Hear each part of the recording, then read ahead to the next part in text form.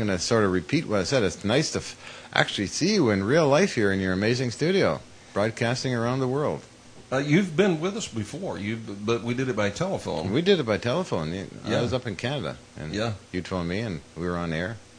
You are world famous, and you're world famous for creating something or discovering something called the Hutchison effect. And I was reading today more things about the Hutchison effect. And basically, with the Hutchison effect, you reproduced a lot of the same stuff, same results that Tesla was experiencing. Quite a bit of new and exotic, long-forgotten technologies, I feel. And it didn't take a lot of real high-tech, whiz-bang, gee-whiz, good golly, Miss Molly electronics, did it? No. All spark gap up to vacuum tube machinery. Mm-hmm. Which is basically the vacuum tube, I believe, by the middle, actually, of Tesla's experimentation is when they started coming up with the vacuum tube, didn't they? Yeah, it was called, I believe, the Edison effect. Then that effect was brought into a element called a vacuum tube, a triode, which then, of course, went into radio communications and other unique amplifications. We are sitting here tonight using descendants of Tesla technology to talk to the world. He invented the electricity that's running these lights, the alternating current. He invented a lot of the principles that are used in the transmission of electrical signals. Everything right down to radar and cell phones, people can thank Tesla. And yet, most people don't know who he is. You know, I talked with my mom this week. She lives over in the Dallas, Texas area. I told her you were going to be on the show, and I mentioned Tesla in that conversation, and she didn't know who Tesla was. Many people. She knew Edison, you know, but many people out there have been fed the mushroom diet, you know, manure. Yeah. Do you hear music? Where is that coming from? Under my leg. Oh, okay, that's your telephone. Yes. Okay. But many people are fed that manure diet, and they've become mushrooms. They think Edison invented electricity, and they think that Marconi invented the radio. And in both cases, the electricity that we use today was invented by Tesla, and Tesla invented radio. And that has been adjudicated in the Supreme Court of the United States now, and they said, yes, indeed, Marconi's stuff was based on Tesla's patents. And so he's the one that actually invented it. I notice you've got a star on your hat. Folks, can you see that? Can you see that star? Yeah. Let's zoom in on that. Oh, okay, well, let's see. Holding steady. Let's see. There we go. Look at that star. What do you think about that? Tell us the story of the star. Well, one of my favorite places since as a kid has been the Alamo, and I got a chance to visit it, actually, en route to Arizona here. And I took my tiny camera with me and videotaped and took pictures, which people were saying, you're not allowed to take pictures. And I said, okay. I just ignored them and kept taking pictures. And I'm going to return and take more pictures, and I got my little souvenir here. I wish it was a brown bass musket or a Pennsylvanian rifle, but oh well, I didn't. They're behind glass, and I have a bunch of those things up north anyway. Did you see the sword mounted on the wall in the Alamo? Yeah. It says, never drawn in anger. It's engraved, never drawn in anger, never sheathed in cowardice. Pretty cool, isn't it? It's an incredible place. I wouldn't mess with Texans. I really wouldn't. I'll tell you. Do you know how many Texas Rangers there were in the original group? Full account of There were 6. 6. Imagine 6 guys to do law enforcement throughout the Republic of Texas. Texas is gigantic. There were 6 guys. I went to the Texas Ranger Museum. We'll get back to Hutchison effect in just a moment, but I went to the Texas Ranger Museum on one vacation, and they show you a film, and the shortest report they ever got was written by report from a Texas Ranger, written in pencil on a cigarette rolling paper, and it had the date, the ranger's name, it had the suspect's name. And it said, offense, disturbing the peace, disposition, had to kill him. He was mean as hell. And that was the report. A simplistic report. Yeah. At that time period. Yeah. It's an amazing time. I'm a real, have a great interest for American history. I always have since I've been a kid, so I don't know. Well, I got a little interest in Hutchison history. Let's go back to 1979. Okay. And then we'll come up to present day in your new book. But in 1979, you started wowing the world. Mm-hmm. Maybe before then, but that's when that's where I've pegged in, and I said, well, okay, that looks like that's where the Hutchison effect really started, kind of going public, and people knew about it. Along the way, you have had your laboratory raided. Mm-hmm. You've had your laboratory confiscated. Mm-hmm. You've had your laboratory then given to Lockheed Martin Skunk Works. Mm-mm. So, and according to what I read, that's been confirmed by Colonel John B. Alexander. I worked with John Alexander in '83 for a company or part of the U.S. government called INSCOM. Major Stubbldean, part of that group. And after that, it was classified.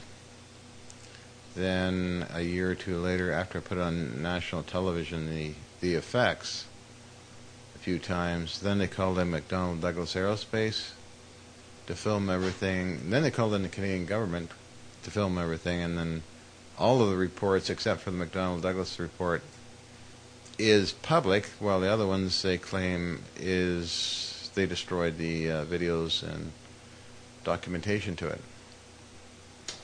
Well, journalist and author Nick Cook has written that this story about your laboratory being confiscated and given to Lockheed Martin for research, for their research, was confirmed to him by a high-ranking friend in Skunk Works. Boyd Bushman, I think Boyd Bushman's known to all of our audience, retired Lockheed Martin senior engineer, also has confirmed that this was true in an interview that he did contained in Nick Cook's book called The Hunt for Zero Point.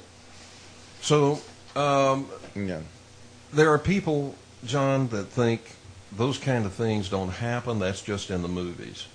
Oh, they happen a lot in the black world. It's amazing what is going on in that whole area. These things do happen. I think they also arrested you on a bogus gun charge having to do with or they threatened to arrest you or something, anyway, having to do with an antique gun that you had. Oh, it was a pile of antique firearms I had in 2000. I was buying them, and the police, 8 of them arrived, took all the guns, called in all the engineers to check out what I'm doing in that apartment of mine. Then it passed all inspections, fire inspection, structural integrity inspections. So after all of that, which I have it all in writing, the police then returned the entire gun collection. So you got it all back? I got it all back. You didn't get your laboratory back? No, I got the lab was not even touched. They took a lot of pictures of it. But the main lab in 1990 was taken. All 22 tons of it was taken, and they built a fence around it saying no trespassing. But luckily, the media did cover the story, and then later they blocked the television media. So I have newspaper clippings of front page news, Vancouver Sun, February 22, 1990, showing the lab and pictures of the lab and the fence and trespassing. And it said, headline news, front page, Ministry secretly builds PCB site in Surrey. And then it goes into inventor goes aground. At that time I was in Europe, and they took the lab and it just vanished without a trace, basically. So when you came back from Europe, it was gone? It was gone. I was handed back my firearms collection at that time, as well as a bunch of test equipment, which I thought, well, I sold it off. Shouldn't have sold it off, but I did. And I was going to return to Europe and pack it in, but other events happened with Japan and some other countries, which led me into rebuilding a lab in an apartment, which was quite an engineering feat, because I reinforced everything with chains and turnbuckles and boards. Now, do you still have that lab? Oh, that lab is fully operational. The last demonstration was in 2008 for CNN. Okay, now, folks, if you want to see some pretty amazing video of the Hutchison effect, all you need to do is click on John's picture on my website, and it will take you to his website. And he's got videos there that you can, and a lot of reports and things, but some videos where you can watch what we're talking about. John, you engaged in something that really, really caught my attention, and we talked about this the last time that you were on the show, and that was a reenactment or reproduction of the Philadelphia experiment. Oh, that's fun, yes.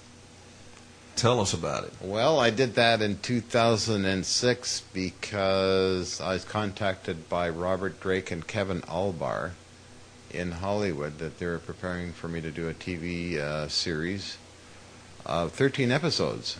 And one of the main ones would be the Philadelphia experiment, and I had a friend of mine, Ron Millalone, BAE Systems, it's a military subcontractor, who helped me, and we're planning to do this demonstration of a 4-foot model ship. So I started out with a foot-long little ship, about that long, Navy ship, in a tub of water, and I noticed that when filming it, that it seemed to phase in and out, and I can't say if that's really what's happening because of the camera. It could be doing that itself because it kept going off the camera. But there was lightning flying off of it, and the water started levitating up off the out of the container. That was 2006, so I thought, that's a cool experiment. I'll leave it because there's so many film crews coming around that I could actually incorporate that at the same time as I did with the levitation. So anytime a film crew came around, then I'd turn that on and have that activated along with the levitation. What was the response of the film crews?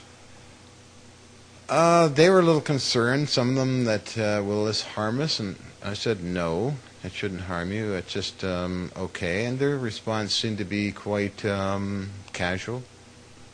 One of the longest demonstrations with the largest number of crew was with Rob Simone and his group, along with Polar Shift Films. And they were filming a 15 to 20-minute levitation of a can floating in the air, and that hasn't aired yet. But as well, I had the water levitating up out of the container too, and that is still in the can, all of that great footage. However, I did some for China TV, Japanese TV, as well as History Channel, which is aired, called Earth Black Holes.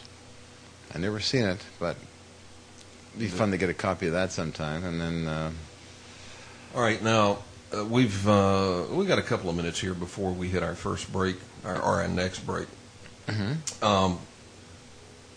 What sort of forces are at work when you levitate something like water? I mean, it can't be electromagnetic, can it? No, none of this is electromagnetic. We went over this decades ago because Mm-hmm. none of these operators could do that.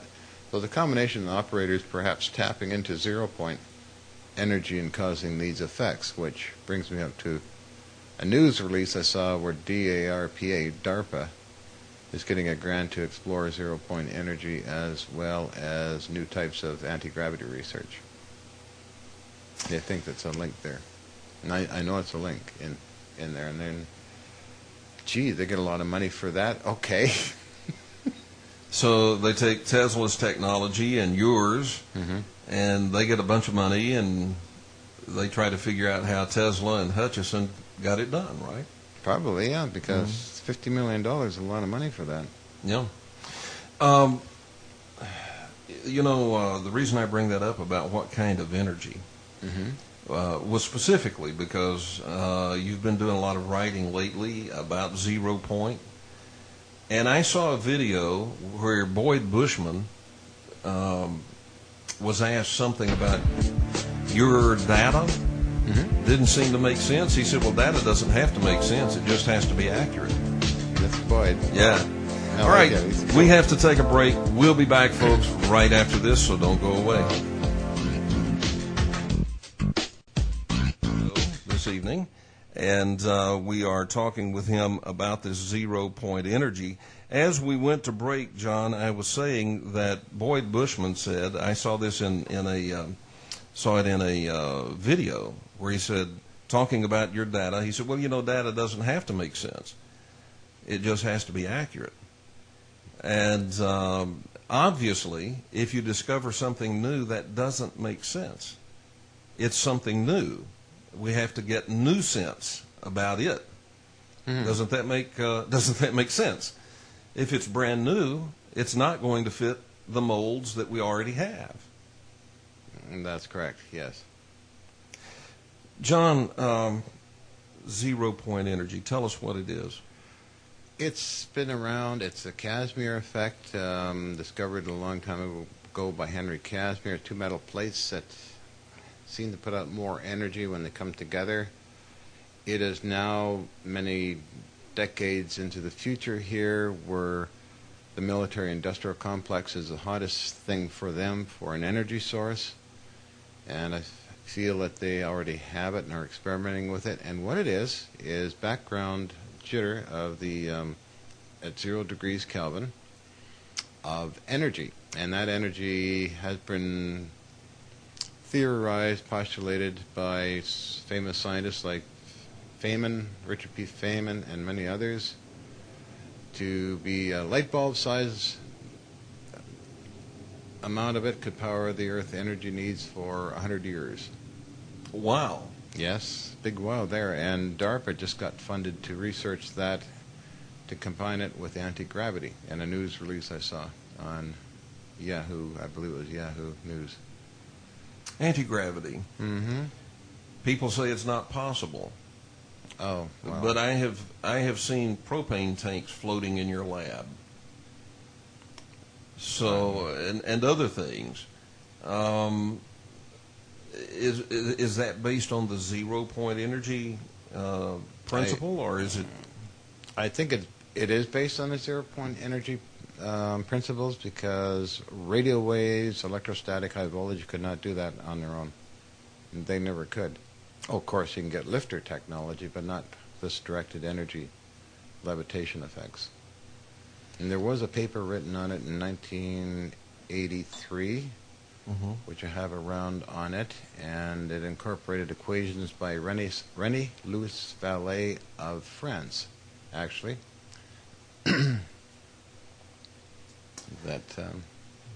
John, I want us to get into your new book. It's called Mind Bending, the Hutchison Files, 1981 to 1995. This is what the book looks like, folks.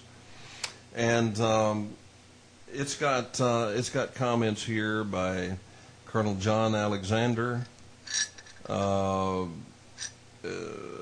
Puthoff, You know, this print, you really should print on the back of your book for old guys like me. I can't read some of this print. It's so small on the back. But That was done by my colleague, George Hathaway in Toronto. George, he must have good eyes. I think so. Yeah. Well, what's in this book? What is this about? I guess mostly it's George's adventures with me and his findings and results. There is a lot missing in there, like all the diagrams and metallurgical tests and analysis that I have in separate documentation from George. Mm-hmm. And it seems that George is, I guess, in a bit of a rush to write that, but it covers the early years and... Well, and it's got some, I don't know if folks can see this, but it's got some nice color photographs in there of those early years. That would be Colonel Alexander and Los Alamos photographs. And it shows different people in your lab, and you in your lab. You looked pretty much as you look now, just younger. Yes. Yeah. You haven't put on much weight. I hope not. You still smoke the pipe? I got away from smoking pipes when I got into airports. They didn't allow pipe smoking in airports, and I got in the habit. Okay. I take a lot of vitamins to try and offset the effects of the toxins that smoking gives to you. What are you working on now? Actually, working with grassroots folks in Minnesota on the energy power cells, which would be actually tapping into zero-point energy and other energies to convert all that random noise into workable direct current. I watched a documentary the other night online, and this documentary has to do with a number of people that have come up with various devices that they claim are putting out more energy than they're consuming in the production of that energy. The documentary refers to this as 0 point, but it isn't 0 point, is it? It's over unity. Over unity type devices. Yeah. There were a couple of them that looked, and even the scientist involved, and Hal Puthoff was one of the people in the documentary, said, well, you know, it looks like it's doing it. You know, we've got to put better measurements to this, you know, and really see, but it looks like it's doing it. Here's my question to you, since you're working with 0 point energy. In that documentary, they said, imagine there was a time when armies used spears, swords, and arrows, and they killed a lot of people. Then we discovered how to take a baseball-sized piece of atomic material and destroy a city. Mm-hmm. He said it's just absolutely awesome. And he said if we ever really discover how to get to 0 point energy and harvest it, you will have in your hands the power to destroy the planet instantly. Is that true? I would say yes, it is true. Because in the early 80s, before 0 point, they were working on making antimatter at Los Alamos National Laboratories. And that is extremely powerful material. Antimatter. Antimatter. Which, oddly enough, had anti-gravity properties, so it got classified, but I have the documentation to it. It was classified, and I couldn't get the reports I wanted from that particular SBIR program solicitation, which I thought would be quite interesting to study the subatomic science of it, but I couldn't. Why would what benefit would there be from the production of antimatter? A new energy source, anti-gravity properties. I think is it a milligram or 10 milligrams? So take a space shuttle and power it right around a full, complete orbit and landing. So you got a tiny pinhead size of material They'll do all the energy of all the rocket fuel for a payload to the space shuttle. So you could take a coffee cup of this stuff and fly to the moon and back. Probably a pinhead of it. Something that powerful, though, would be immensely difficult to control, wouldn't it? Yes, they had some problems down there where the samples they did make, which cost a lot of money, like millions of dollars to make small amounts of it, would explode and sound like firecrackers. And that's just a few atoms of it. Go bang off into the laboratory, and that... How could they contain antimatter? Because at least from what I have heard, matter and antimatter will not coexist. They're thinking of using special magnetic bottles, which I think is kind of odd. Well, what's magnetism? Is it an antimatter or ordinary matter, or is it no matter? Well, and see that also that same question is debated about electricity. Mm-hmm. Is it matter or not? Mm-hmm. And some people say it is, and some people say it isn't. I had a professor who had a PhD in physics who said, we know just about everything there is to know about electricity except what it is. And he said, it just may be the dividing line between matter and spirit. Ah. And this was a PhD in physics that said that. And I thought that was pretty esoteric, coming from someone like that. Maybe. I think spirit is involved in this, and thoughts and energy and creation of them from the mind out into space, creating positive environmental things or negative, depending. I think it's all interrelated, really. I was experimenting a little bit through the internet, actually manifesting things somewhere else. Sort of not really trying hard, but noticing a lot of things would come along when I started thinking about them, would appear somewhere else. Mm-hmm. Situations. So I'm thinking, well, since they're getting into quantum physics in mind, that perhaps there's something to this. There has been some very interesting documentaries on Discovery Channel about mind interaction and other dimensions. And then you get into all the questions about, are we, with our mind, encoding at the quantum level, or is the quantum level encoding our mind?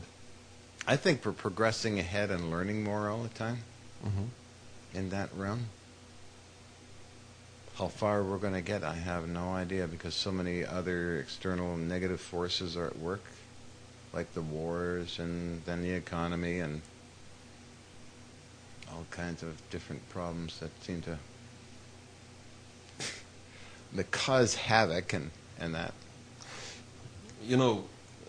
I don't know how old you are, but you're in my age group, and we remember the heydays of the hippies. Oh, yeah. The flower children. And they used to say, what if they gave a war and nobody came? But imagine that. Mm-hmm. Imagine if political leaders, that's who starts all the wars. Okay, no warrior starts a war. He has to put his life on the line once somebody else starts it.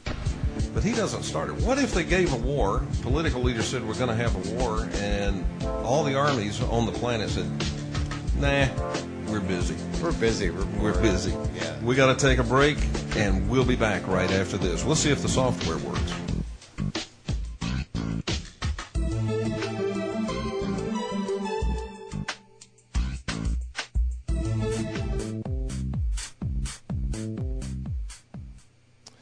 Welcome back. We're talking with John Hutchison, and it is, I'll say again, quite a privilege for me to have John with us in the studio tonight.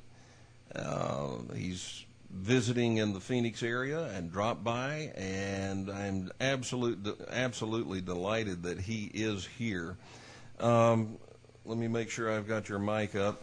I'm having to do a couple of different steps tonight that I don't normally do, because we normally do this on the telephone. That's right. It's not extra steps; they're just different steps. But John, you're working on 0 point energy Mm-hmm. with folks in Minnesota, you said. That's right. Okay. What is it that you're trying to accomplish?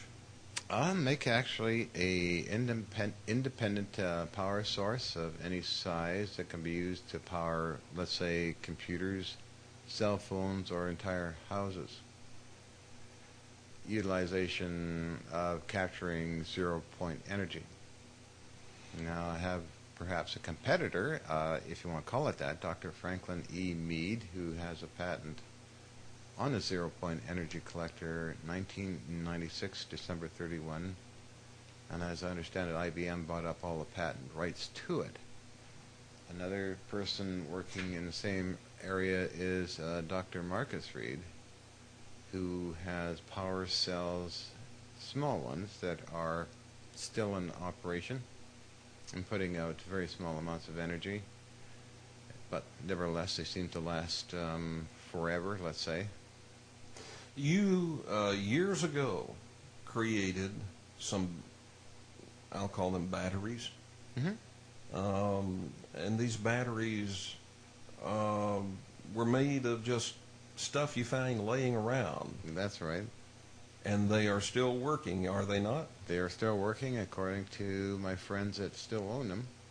My ex in India has one. She's a filmmaker. And some months ago she said, oh yeah, I still have it. It still puts out energy, like a half a volt, under a milliamp per cubic inch of material.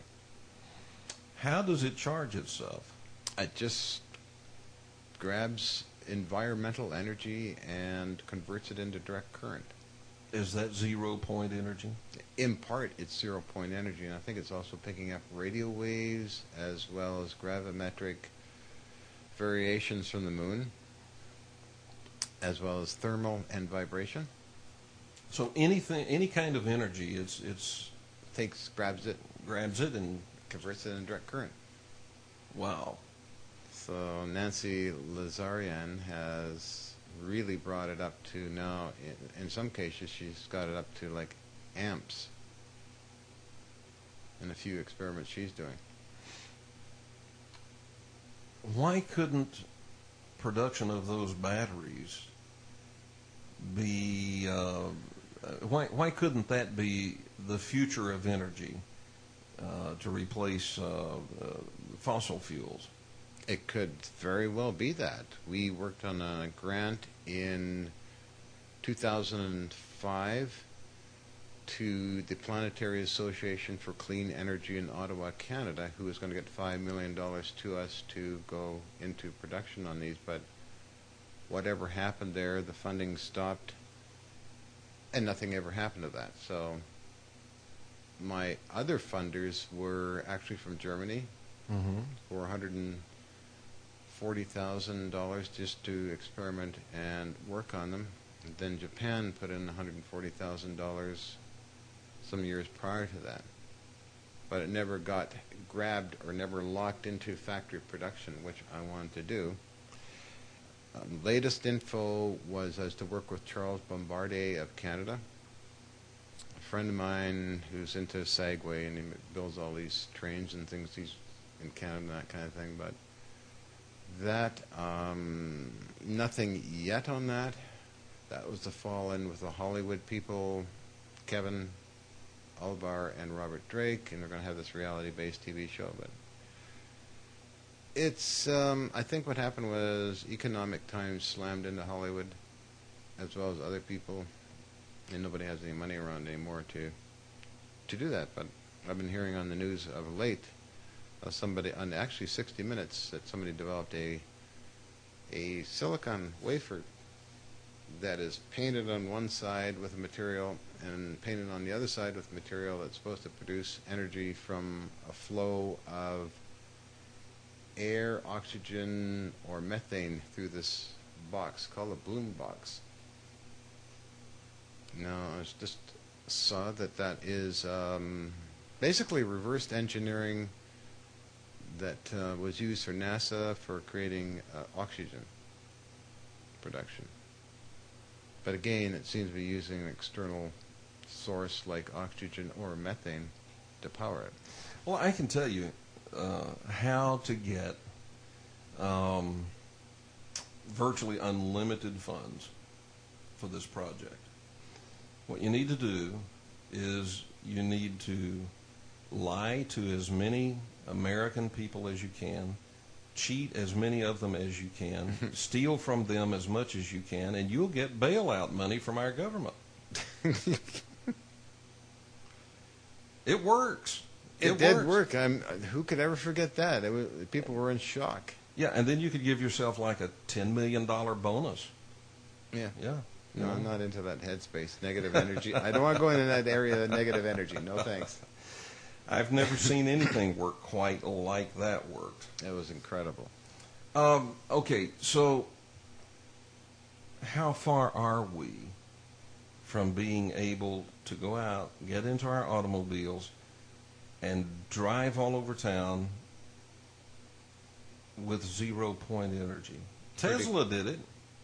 Well, he did do it, yes, a long time ago. And also T. Henry Morey did it, too. These things have surfaced and disappeared. So how far are we from being able to do that? Extremely close. Could do it probably in a month. Because the military, Black Ops already has it. I know that. I get leaks. They already have the technology. They're playing around with it. Now, to get it in the public arena, all it would take is a factory and some engineers to tool up. So the knowledge of how to build the technology exists. Oh, yeah. So this is not futuristic in terms of the technology. No. It's only futuristic in terms of production. Yeah, basically. I would say that. I brought it up many times that all these things have to be made into tiny power cells, put in series and parallel in a block. How big would the apparatus be to power an automobile? I would say in the beginning it would be fairly large, maybe a couple of yards big, like the first computer. Then it would be scaled down.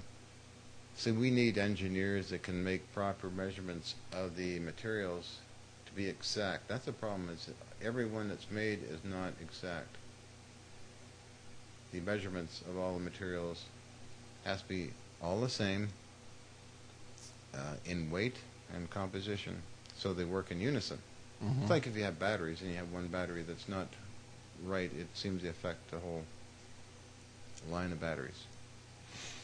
So, okay, so let's say that tomorrow the Congress here in the United States, and by the way, folks, you do know that's the ball game. It isn't Obama or any other president that's been there. The president isn't the ball game, nor is it the Senate. It's the guys who hold the purse strings, and that's Congress. It's the golden rule. He who has the gold makes the rules. That's Congress. So if Congress tomorrow said, all right, Hutchison, we're going to give you $20 million to go into production for these energy cells, to be used for automobiles or whatever other products. You're saying within a month you could be in production. What the first thing I'd probably do is phone up engineer friends of mine right away and say, this is what we're stuck with here, like the grassroots people, here we are, this is what we got. John, we have to step away for break. Okay. When we come back, I want to hear the story of how you would do the production, so we'll do that when we come back. We'll be back, folks. Don't go away. Rock star of 0-point energy is with us in the studio tonight, and his name, of course, is John Hutchison. John, when we went away for break, you were explaining to us how you would go into production, how you could do this in a month. Absolutely. So I want you to have the opportunity to finish what you started. Okay, thank you.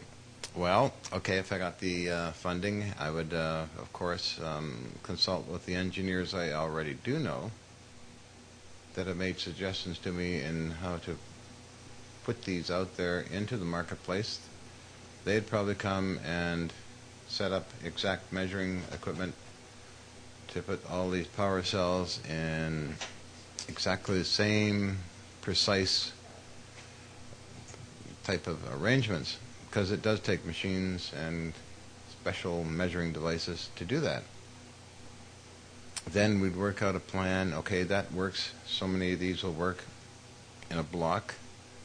Then we'd go to factory tool and die makers, say this is what we want to do. We want to make these and put them in series and parallel and make it into a block. Because the theory on them, or not theory, but they do seem to operate over a long period of time. They don't seem to give up their energy. And the engineers and tool and die makers will say, okay, well, that's how we can do it this way, and then let's start going right into production right away. Okay, now let me ask you this. After I ask you this, we're going to open up the telephone lines. And people are already beginning to call. So let me ask you, is there a danger of these things overproducing and exploding? To be honest, I don't know. I never had it. Well, I did have one that went wild. It was a cubic foot of material that went to 70,000 volts and then it destroyed itself, though. So I wouldn't want to be driving my car and have 100,000 volts blow up in the back of me. No, that's why you need the engineers that are into building these things that can handle and test and then go right into production. Are you pretty confident that it could be done safely? Yeah, 100%. All right, we're going to open up the telephone lines and invite our audience to give us a call and participate in tonight's show. Now, I want to give out the telephone numbers for those who don't know them already. For those who are watching on TV, they're appearing on your screen. And for those by radio, cell phone, iPods, TiVo, or whatever other method you may be listening to the show, the telephone numbers are these. The main number is 623-444-5889. The toll-free number is 888-223-4599. Now, we have folks joining with us from all around the world, every continent. We've got someone listening. So, and in 143 countries or so. You can call and it will work, 623-444-5889. But if you don't want to make the international long-distance call, what you can do is go to my website. But you have to, look, if you're in the USA or Canada, use the telephone. Okay? The toll-free number works in the USA and Canada, so if you don't have one of those plans where you can call our main number without it costing you anything extra, use the toll-free number. I pay for the call. So USA and Canada, use the phones for sure. If you're outside the USA, you're outside of Canada, you can use the flash message option on my website. You just go to kevinsmithshow.com, scroll down, you'll see a link that says flash message. And when you see that link, click it, and you can send me a flash message. It's called flash message because when you send it, it starts flashing on my monitor over here, and I notice that I have received a flash message, okay? All right, let's go to the telephone. Caller, you're live on the Kevin Smith Show. Your first name and from where are you calling? Yeah, it's Kevin from North Bay, Ontario. Hi, Kevin. Hello there, John. Can you hear me good over there in the studio? I can hear you loud and clear, sir. Great. I can't, before I get to the question I want to ask, I come across an interesting set of a couple of dates. You know, Nikola Tesla, he died on January 7th, 1943, and you, John, were born in October of 1945. Would you happen to be the reincarnation of Nikola Tesla? No, how can I answer that? I don't know. Really? I'm sorry, I don't know that. Well, the timing seems to be about right. Okay. I see here that you made. I just finished reading The Sign and the Seal by Graham Hancock, and I see that you also you yourself made a replica of the Ark of the Covenant. Oh yeah. Tell me about that. I was approached by a film company in the United Kingdom for Discovery Channel, and they wanted me to build an Ark of the Covenant, which I said, sure, I'll do that. And I set out to find my team in Vancouver, Canada. I found a master wood maker who had all kinds of acacia wood on hand. I said, good, okay, you're hired. Then I went around and found my metal friends who said, we got lots of metal that you need, and okay, we're set to rock and roll, and couldn't afford the gold, but we're about 6 months in production, built the Ark of the Covenant, tested it in a metal supermarket housing. It did work. It sent out all kinds of funny electrical storms and even entities, which was captured by our cameraman. And there was a delay of a couple of years, and it eventually aired on Discovery Channel in 2008. It was a very fun show to do. It was challenging, and the results on the grand final demonstration was beyond my wildest expectations.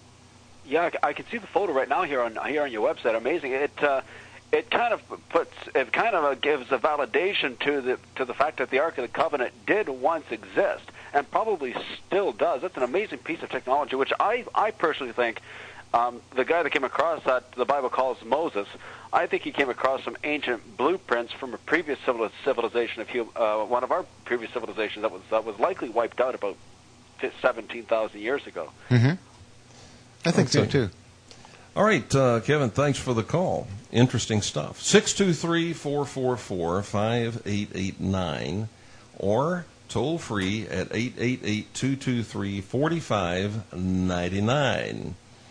Caller, you are live on the Kevin Smith Show. Your first name and from where are you calling? Hi, Kevin. This is Ryan up in Puget Sound. Hello, Ryan. Excellent show tonight. Thank you. First, I was going to ask John, is there any way you could possibly speak more into the microphone? I'm having a little bit of trouble hearing. The volume seems kind of low. Okay. Is that sounding better? Yeah. Well, I just thought I'd point that out. That's okay. Great. What's your question or comment? Well, Kevin, let's see here. In one day, a handful of banks received $1 trillion worth of taxpayer money, and in one day we pay only 29 cents to watch this show. I think there's something wrong here. 23 cents. 23 cents a day to watch this. That's I think right. There's something wrong here. But I wanted to ask John. John, do you have all your inventions and stuff patented? Because the way that they treated Tesla, I'd hate to see them. First of all, these congressmen and stuff in Washington, if they were to make some sort of decision to take a look at this, I think they would not want to because it would create too many jobs, and they don't want to create jobs for everybody. They would rather us all be unemployed. But I just want to ask if you had any patents, and I'll let the next caller come on because, they're going to... I'd hate to see them sweep you aside and take credit for it because they want to put a meter on everything. So yeah, I know. I don't, unfortunately, have any patents on any of the technologies, and I've already demonstrated it to the Canadian government as well as the U.S. government, and a bit to the German and Japanese government. So yeah, so it's a bit of a problem there. Well, let me say this: even if you have patents, and folks, you need to know this, you may think that protects you so that you will always be able to go public with this. If you patent something that the U.S. military decides that's important for us, they grab it. And it's your patent, but you will never be able to go public with it. It goes black, and you'll never be able to go public with it. One of the guests that's been on this show is one of the top scientists in this country. He has invented some of the really super high technology that our U.S. military has. But a lot of the things that he has invented, that he has developed and patented, disappeared into the black world. And, not because he wanted it to, but because that's the way they do it. Caller, you're live on the Kevin Smith Show. Your first name and from where are you calling? Hi, it's Bob from California. Hello, Bob. Hi. I just have a quick question for John, and then I'll hang up. It's kind of a fun question, a little bit less off the serious side, but interesting. The question is, do you think that the pyramids were built with some type of anti-gravity technology, or do you think it was done with just sheer technology they had at that time in their hands? Thank you. Okay, nice talking to you. I think perhaps it could have been, I was approached by Discovery Channel on that issue, that they might have had a technology a long time ago to build the pyramids. To see them try and build it with sheer muscle power, seems to be, my personal view, incomprehensible. Hope that answers your question. I think they had technology back then. One of the things that I have difficulty with, believing that they built it just with the technology available at that time, so far as we know. You know, there's tons and tons and tons of granite. They had copper tools. Mm-hmm. Copper won't cut granite.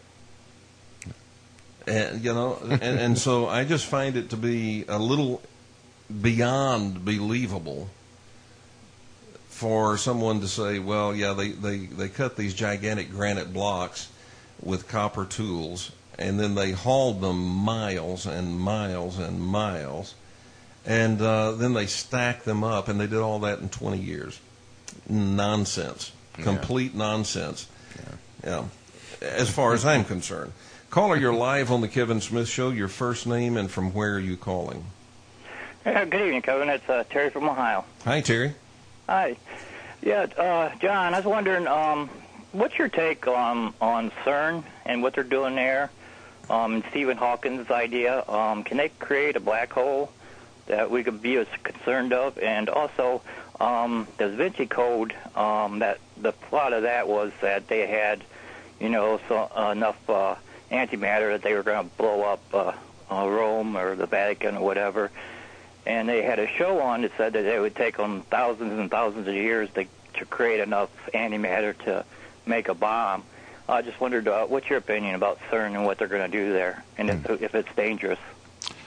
Unknown territory, creating a black hole. What if they did create a black hole and it kept getting bigger and bigger? I have a friend who is ex-NSA who's been following that quite a bit, Dr. Robert Coons, and I have to say unknown because I've seen things that will form and get bigger and bigger and bigger. So to me it's an unknown with the black hole at CERN. And the other topic was... What was your other topic? What was the other topic, sorry? I was focused... antimatter production costs actually millions of dollars to make a milligram of it. So they'd have to be putting out, basically at this time anyway, unless they have another method of making it, the entire energy requirements of the United States to make any large amounts of antimatter. All right, we have a flash message from Brian in the United Kingdom. Last week was a fine course of information, and Richard C. Hoagland did not disappoint, contributing to the ongoing cure for lamestream limp. Okay, I thank you for that. 623-444-5889 is our main number in the studio. The toll-free number in the USA and Canada is 888-223-4599. And if you have a question or a comment for in my opinion, the undisputed king of zero-point research, this is the guy, and you need to give us a call, ask your question, make your comment. How many of you listening to me right now have said, and virtually all of you have, but think of this. How many times have you said, the government has this technology, the government is holding it back and holding us hostage literally over a barrel of oil for economic reasons and political reasons? Imagine what it would be like if we simply didn't need oil. Well, we will still need oil. We need it to produce plastics. We'll still need oil for various products. But if we didn't need it for fuel, just imagine what life would be like. How much money would be back in your budget if John's inventions were running your car? How much money would you be facing foreclosure on your home now? How much would your heating bill be for the winter if you really didn't need the electric company? How much money could you put away for your kids' college, for your own retirement? Imagine what this would mean. Now, there are people that would say, well, this would destroy the economy. Well, it would, if you introduced it on a broad scale and did it suddenly.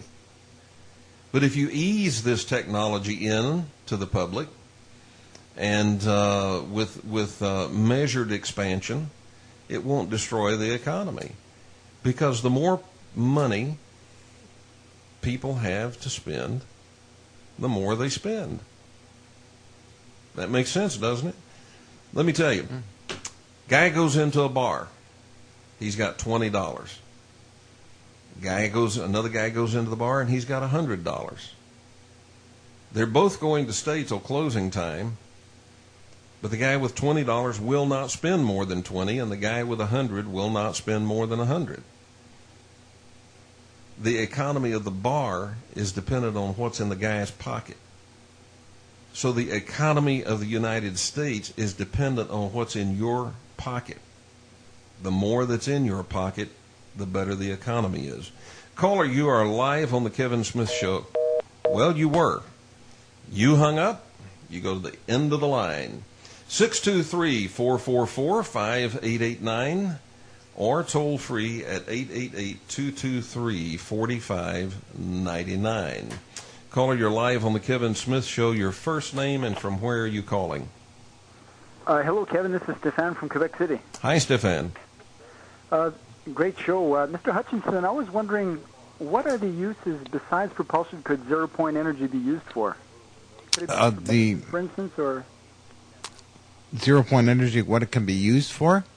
Yeah, besides propulsion, are there any other fields or disciplines that it could be used for besides propulsion?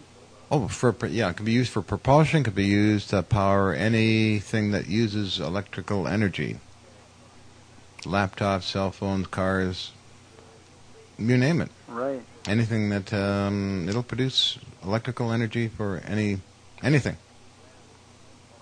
And it's designed in a way where no maintenance is needed, and it's basically forever. It's a bold statement for me to say, but that's what... Well, that was my feeling on it. I was just wondering what your feeling was. Well, thank you very much, and enjoying the show. Real pleasure. Thank you. Yep. Thanks for the call. Imagine what this would do for space exploration. One of the big problems that they have right now in even thinking about a colony on Mars, of course, we've gone out of the human space exploration business. We quit. We gave up. We walked away from it. And the Chinese and the Indians are going to do it now. But imagine what this could do in solving the big problem two big problems they have. One is water. Okay, so if you're going to have a colony on Mars, you've got to have enough water to last and for however long you're going to be there. That's a problem. And there's no possible way we can build rocket engines big enough to carry enough water for a colony for any appreciable amount of time on the surface of Mars. But water can be manufactured, but you have to have power. And everything comes back down to power, and one of the huge problems they have is figuring out how could they get enough power, because, of course, it's further away from the sun than the Earth is. Therefore, you get less efficiency out of the power cells, out of the solar cells. Maybe not less efficiency, but you get less output because you have less input. All right? But would 0-point energy work on Mars? I think of course it would work on Mars, because 0-point energy is all prevalent through the entire universe. So if we had a Hutchison unit sitting on Mars, we could power the colony, so that gives them their electricity for heat, gives them their electricity for their air purification, for their manufacture of oxygen, but also for manufacture of water. Mm-hmm. Meaning then that they could do greenhouse type agriculture and grow food, because they would have water, and they would and we already know, because the scientist in Tucson, Dr. Peter Smith, that was running the Polar Lander mission on Mars, made the statement when they scooped up some of that soil and tested it. He says, just like the soil in your backyard, you could grow asparagus in it. So all we got to do is put a little water on it, and make sure it stays warm, has some energy, and you could grow food for this colony. So we're really then about a month away from being able to do a colony on Mars. I would say yes. How difficult would it be, honestly, to design a unit they could carry to Mars and use for these things that I just talked about? Extremely simple. Of course, the first models will be fairly big, but then they can be scaled down.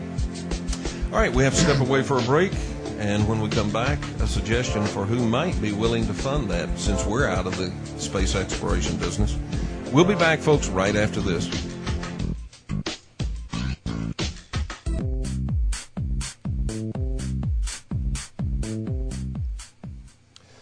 Welcome back. John Hutchison is my guest, and he's in the studio with us. And John, the telephone lines are open, folks.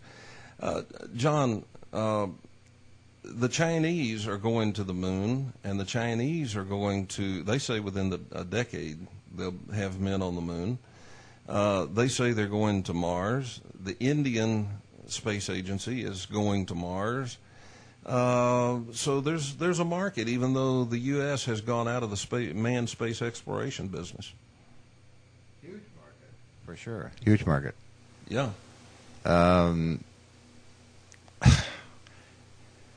I would say that the U.S. could go to Mars, set up bases on the moon as well, start production of hydroponics, have set up even giant radio astronomy equipment as well as optical astronomy equipment, explore the universe even further. And all it takes is energy. And why not tap into nature's energy, which is 0-point energy? I'll tell you, I don't understand. You know, they're talking about the banks are beginning to pay back some of this dirt money they got, some of this bailout. And so there's a debate about what to do with this money that's coming back in now. Okay, well, these billions that are coming back in, all they need to do is take $18 billion and give it to NASA. That would double their budget. Yeah, imagine this, $18 billion to explore the universe. $18 billion, that's what they get every year, to explore the universe. But there's multiple hundreds of billions for crooks and scoundrels. And, you know, this is insanity. This is what I talk about when I say that D.C. has gone insane. But they could take some of this money and give it to NASA. The moon program is back on. They could put a Hutchison unit on the moon and be producing oxygen and water and get into hydroponics with virtually unlimited energy. And the question, DC, is why not? What kind of wisdom barrel are you people drinking out of? Okay, caller, you are live on the Kevin Smith Show. Your first name and from where are you calling? Hello. Yes, your first name and from where are you calling? Patrick, I'm calling from Minnesota.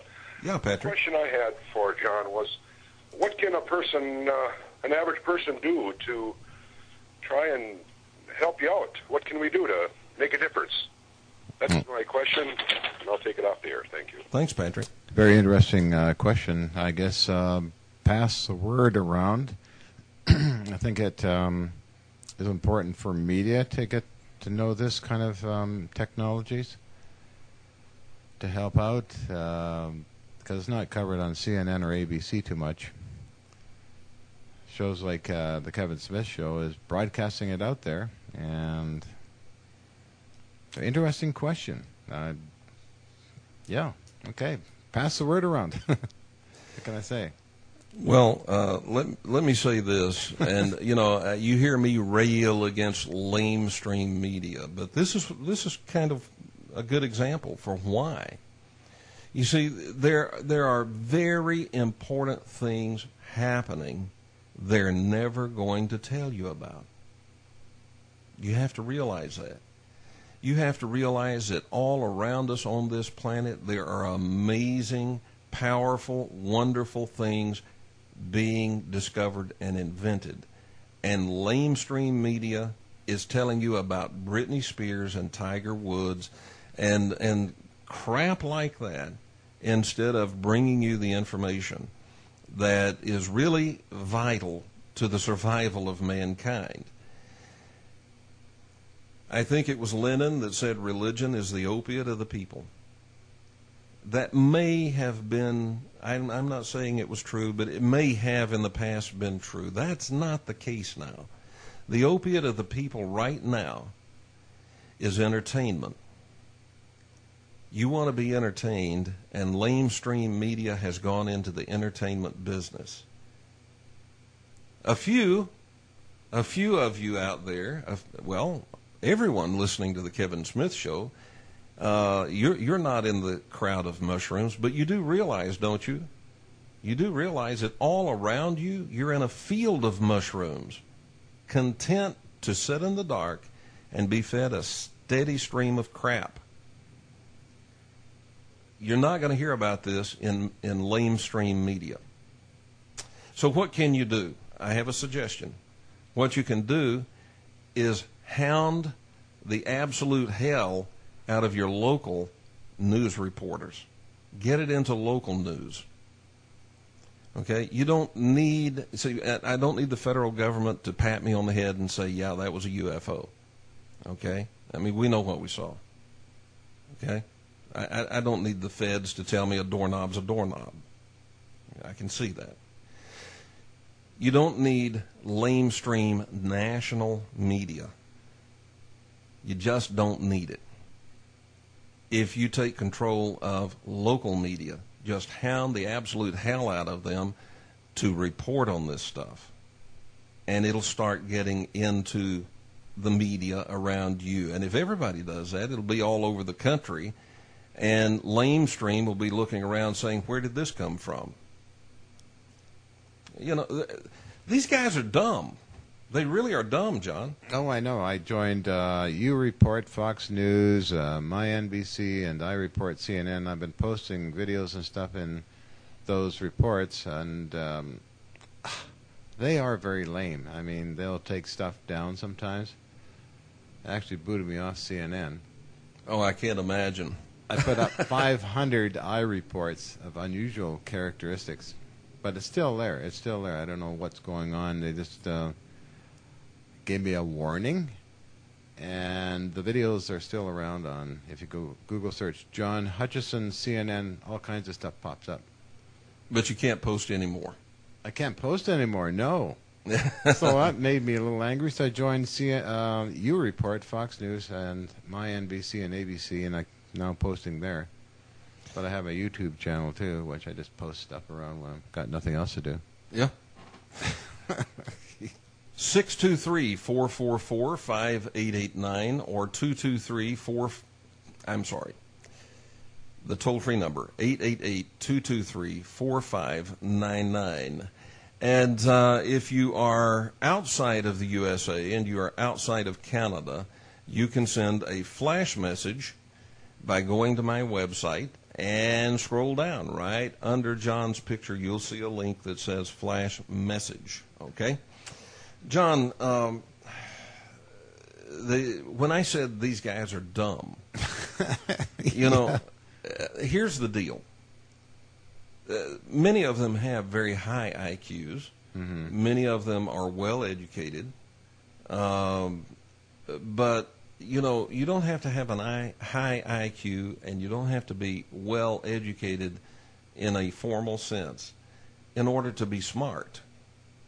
Some of the greatest inventions ever were invented by people who never went to school. How about the wheel? You think the guy that invented the wheel had a PhD? No. No, but we all use his invention today. That's right. You see. And we could go on and on down through history. Now, when I say they're dumb, I'm talking about in terms of understanding what's important and what people want to hear. You can see it in politics all the time. They report in a certain direction, and then a movement pops up of people, a large movement, and they go, what's this?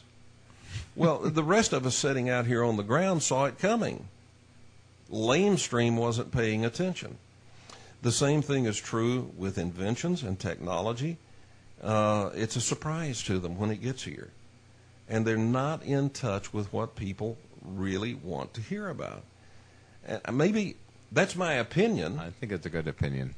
It's my opinion. It's just an opinion. But look, folks, I think it's important. I don't care.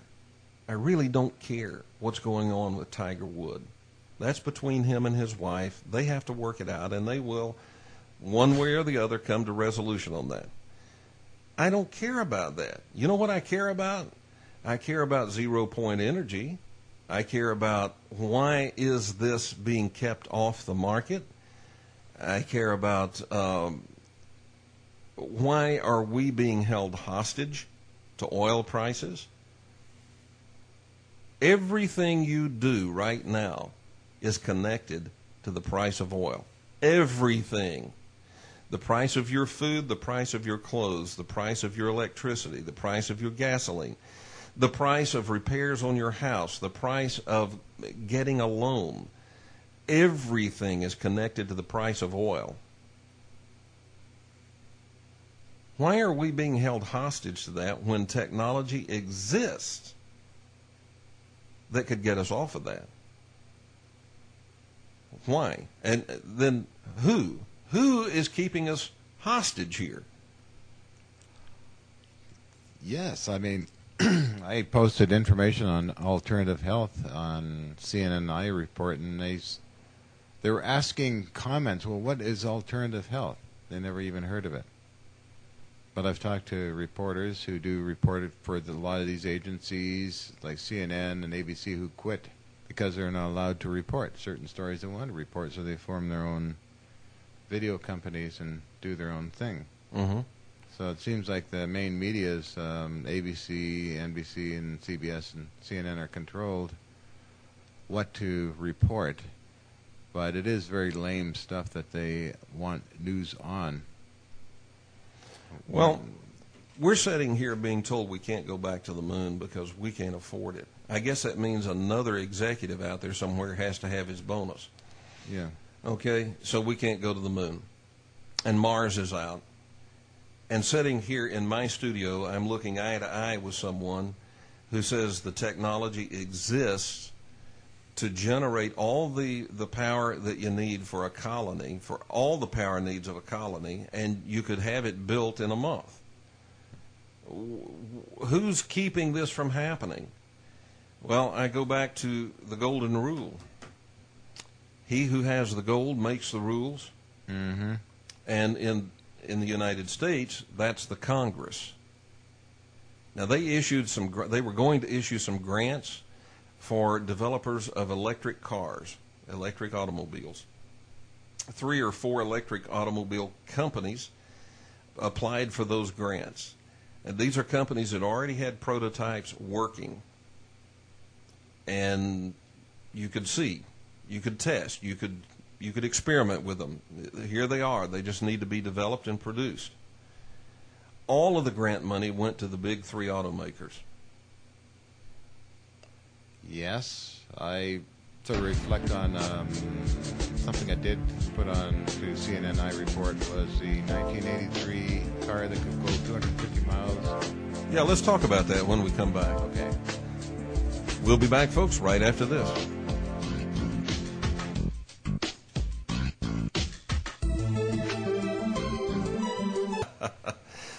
Okay, 623-444-5889 is the telephone number, or 888-223-4599. If you had a question that you would ask Tesla, what would it be? Well, he's not here. John Hutchison is. And if you have a question that you think you would ask Tesla, how about asking John? One of our callers suggested John may be the reincarnation of Tesla. So I don't know. John says he doesn't know. What do you think, John? Is it a possibility? As I said, I don't know. I might have been an old Navy pirate. My fascination with Alamo and Navy ships and cannons and artillery. But again, I had that with electrical machinery too. So I must be a broad mix. Maybe a little Tesla. All right. I don't understand why we're driving cars that are burning gasoline. I don't understand, or diesel. I don't understand why we're burning heating oil to heat homes. I don't understand why we're using coal to generate electricity. If this technology is, as you say, easily deployed in a very short period of time. The only reason that I can think of is that there are a bunch of J.P. Morgans out there. I think there is. There was a project in 1983 called a Millennium Cruiser, which could be built with off-the-shelf parts, which would get well over 200 miles on ethanol, gasoline, and other common petroleum products. And it was squelched. It was actually going to be a massive Hollywood production starring a lot of well-known name stars and actresses in this thing. A friend of mine here, Andrew, gave me all the entire information on it. Gave all the serial number parts that you can go to a military surplus store and say and get a certain component. Put all the stuff together. Voila, you got a car that can go well over 200 miles on a gallon of some kind of fuel. I mean, it would take different fuels. But again, all of that was squashed by the J.P. Morgans. For those who do not know what we're referring to when we refer to J.P. Morgan, Tesla got J.P. Morgan to invest in the development of zero-point energy. Until Morgan asked him, how can you put a meter on this? And Tesla said, you can't. And J.P. Morgan dropped it like a hot potato, withdrew his funding, and it was pretty much over. But Tesla was ready to deploy this. He was ready to make it happen. And J.P. Morgan, more than any other single individual, J.P. Morgan is why you can't pay your bills. Okay? He's more responsible for that than any other single individual. He's not alone. There is a vast cadre of robber barons running the world. But he, more than any other individual, has caused you to be held hostage to oil. And it could, way back then, we could have been free from oil because Tesla was ready to deploy this. And J.P. Morgan said no. So, let me ask you, how do you plan to deal with J.P. Morgan? How am I? Mm-hmm. I presented this already to some interesting investor types, Prince Hans Adam Liechtenstein, who I've known since 1989, through a DVD on the latest developments, and he responded with a actual Christmas card. That's all. Oh, yeah. It's the Christmas card. A few others, a friend from Connecticut who knows the Rockefeller family came out, was quite excited, and wanted Nancy to bring out a demonstration to show in New York, I guess, to Stephen Rockefeller. Nancy doesn't trust that family. I don't know them. I just hear about them. So, I don't know. That's, I think the answer lies more in how much media energy you can get out there on these topics through people like yourself, perhaps, that can broadcast it around the world and get people interested again. Well, see, and we try every night, but one of the big problems that we encounter is that the mushroom media, lamestream media, ridicule media like my show and others that deal with this. They ridicule inventors like you. They ridicule, had these idiots been around at the time of Tesla, they would have been ridiculing Tesla. And in fact, it was because of the New York, I believe it was the New York Times, but it was the New York media for sure. It was because of them that Tesla took his free energy, 0-point energy module that he had installed in that Pierce Arrow, which for those of you who don't know, that's an automobile. They ran it all over New York. The governor drove it, the mayor drove it, congressman drove it, everybody drove it. It was fabulous. But the media started ridiculing Tesla and saying that, well, he must be cavorting with the forces of darkness in order to be able to do this. And Tesla said, forces of darkness, huh? Okay, I'll show you darkness. And he took his box out of the car and took it back to his lab, and nobody ever saw it again. The blueprints are not around. And you don't have, folks, you don't have 0-point energy running your cars today, partially because of mushroom media.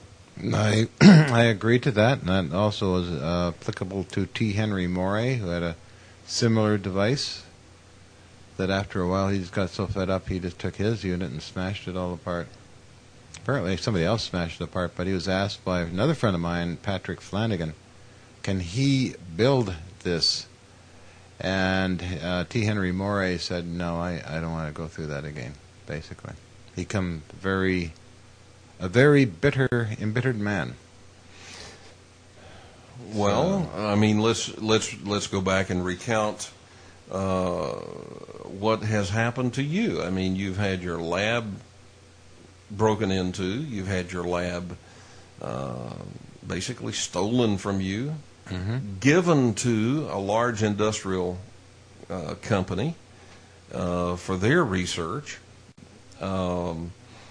You've been promised grants that then died. I mean, we could just go on and on. What keeps you going? Just my positive nature, I suppose. That's why I turned on the U.S. Pentagon in 2006. I said to the group, I said, no, I really don't want to go there. I want to just do this for television and news media. I think it's more helpful because it gets out there in a huge area. And a lot of kids, I have a lot of kids that are fans and want to develop Tesla coils and do some experiments that I've done. So one of my hit shows is Beyond Invention, which is if you Google out Beyond Invention, a lot of hits on that. All right, John, we have hit the end of the show. I want to thank you for being here. It's been fun. It's been a lot of fun. I thank you for having me on your show. All right.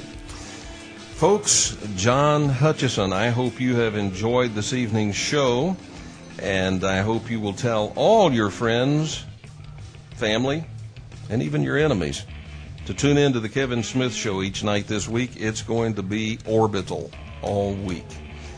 My friends call me Steel Eye, my enemies do too, and you can call me whatever you want. Just keep coming back again and again and again. Until next time, so long, everybody.